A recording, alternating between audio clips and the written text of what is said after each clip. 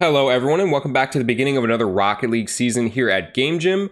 We have an exciting theme this season, which is that we are going to be centered on mechanics, so you will see more difficult lessons starting to pop up and some more applications to mechanics heavy game modes like 1s and 2s. I'm Coach Aero and today we'll be talking about the Chaindash or the Chain Wave Dash. Our warm-up for this lesson is going to consist of us spending 5 to 10 minutes in free play while hitting the ball fast and with a lot of power, and then trying to follow up our touches as quickly as possible. What this will train passively is your ability to play the ball back to yourself and to read the ball quickly enough to get quick successive touches.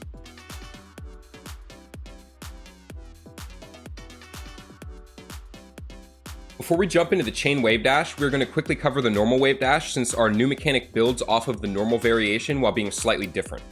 A wave dash is when you jump, and as your car is falling back to the ground, you tilt your joystick to land on your back two wheels first, and your nose is going to be slightly slanted upwards when you're doing this, and then using your second jump to propel yourself forward, which should instantly make you go supersonic speed if done right. What I want you guys to do right now is go ahead and practice this in free play for 5 to 10 minutes, or at least until you become comfortable, and remember to use the footage on screen as a good reference for what the correct form looks like. The Chain Dash is pretty similar to the normal Wave Dash, just slightly different.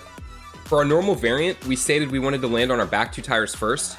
Here, however, we're going to actually be landing on two of our side tires first. So you can already see that we will be chaining these together sideways instead of facing forwards. Everything else is the same as the normal Wave Dash, except that we will be propelling ourselves more sideways than forwards. So instead of moving your left joystick forwards on the landing, move it in the sideways direction you are going. And if that doesn't make sense, the footage should help you with a good visual. I'll have the controller overlay up for that so you can see that. Now, finally, to chain them together, what you want to do is kind of a swivel motion with your car and land back on the same two tires you landed with previously. Timing this correctly should have you wave dashing down the pitch. Now, guys, this timing can be really tricky, so I really want you to pay close attention to the video and go ahead and give this a shot in free play for about 5 to 10 minutes until you're comfortable.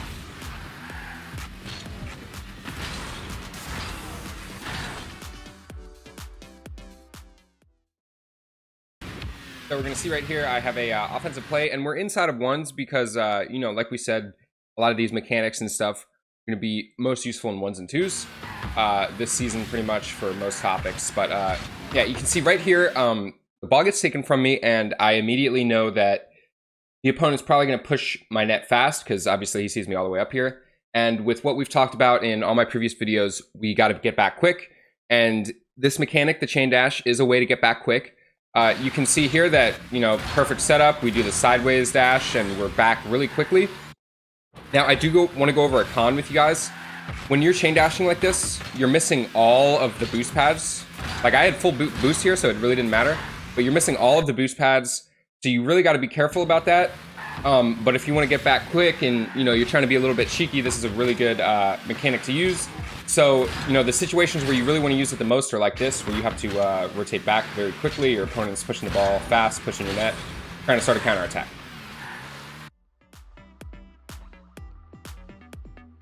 Now that you guys have had the chance to practice this mechanic in free play, I want you to go ahead and try applying it inside of a 30 to 45 minute ranked session in 1s or 2s.